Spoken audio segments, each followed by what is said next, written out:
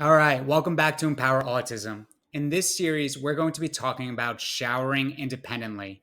And obviously, this is an extremely important skill for your child to learn. We want our children to be as functional and independent as possible.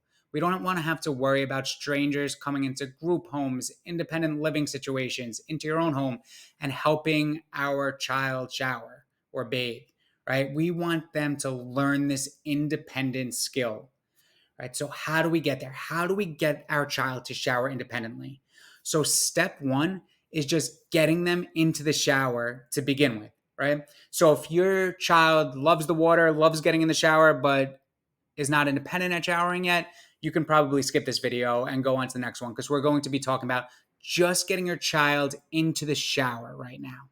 So, how are we going to get that person in the shower? And that is through shaping, right? This is a procedure that we're going to use to build most of our functional living skills. Right. So when we talk about shaping, what we mean is breaking down the full behavior, right? Showering independently into smaller components until finally we gain that full behavior, right? So we're breaking it down into smaller pieces and then we're going to systematically add pieces until finally we are showering independently, right? So, what is the first piece in showering independently? For your child, it might just be going into the bathroom, getting your child into the bathroom.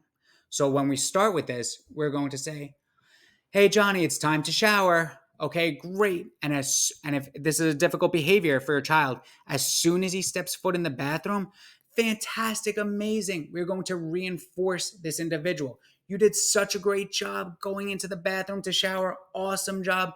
If you're using a token board, right, which we've talked about in our token board series, we're going to start giving checks at a rapid pace as soon as that individual steps into the bathroom. If it's a particularly difficult behavior, we might use direct reinforcement, right? So this could be giving your child a Skittle, a direct edible, anything. Just we're going to reinforce for actually going into the bathroom, right? And we are going to do that a few times throughout the day, right? All right, Johnny, let's go shower. And then he goes into the bathroom. Fantastic. So good, right? This is the first part of our shaping procedure. It is the first step, right? So what is the next step? The next step might be going into the bathroom and closing the door behind you, right? So after they've accomplished the first step successfully without any problem behaviors, we are going to move on to step two, closing the door, right? So they go into the bath. It's time to shower. They go into the bathroom. They shut the door behind them. Fantastic. So good. Amazing. If we're using our token board, we're giving check, check, check. So good. If we're using direct edibles, fantastic. If we're using direct iPad, whatever video they might want to watch, right? We want to make this a positive experience as we're shaping this difficult behavior for this individual, right? So we do that a few times, right? Once they're able to complete this, after we give them the prompt, right? We say time to shower, or they see it in their schedule, time to shower, right? And we're shaping it.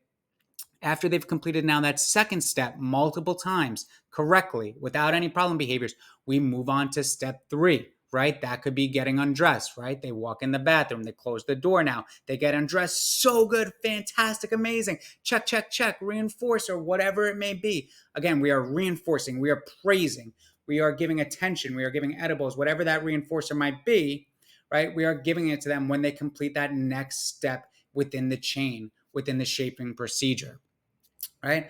And now they got undressed. Fantastic. So good. We're all done with this.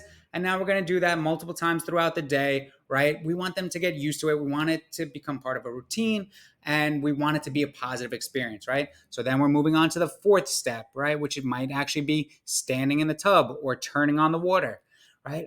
I want to keep my response as easy as possible, right? So if I'm just trying to get my child into the shower, I'm probably going to turn on the water, right? I don't want to require them now to figure out how to get the perfect temperature. I just want them to be able to get in the shower for an extended period of time, right? So now I got them in, I turned on the water and I got them to touch the bathtub, let's say, or to touch the tub, to touch the shower. Now they touched it while the water was running. Fantastic. Reinforce, reinforce.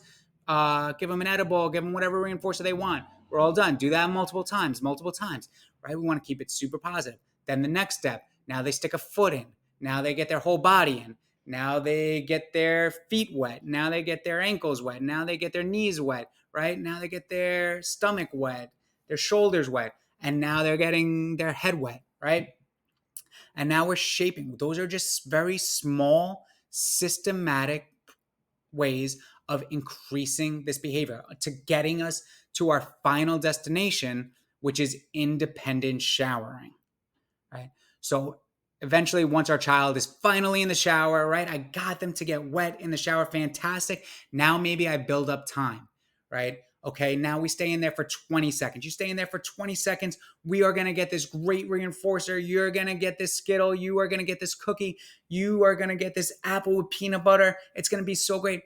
And now maybe I set them a timer, right? So that they can see how much time they have to be in the shower, right? It's a visualization. A lot of these individuals need to be able to visualize. They need to be able to see something so they will know when they're done with whatever difficult task this might be, right? So this is shaping. This is just going from a very small behavior, the very beginning behavior, and systematically increasing until we get to our final behavior, which is right now just getting into the shower, getting wet, staying in there for 5 minutes, say. Um, but this is the first component in showering independently. We need to be able to get that child into the shower. And again, we don't want to rush this shaping procedure, right?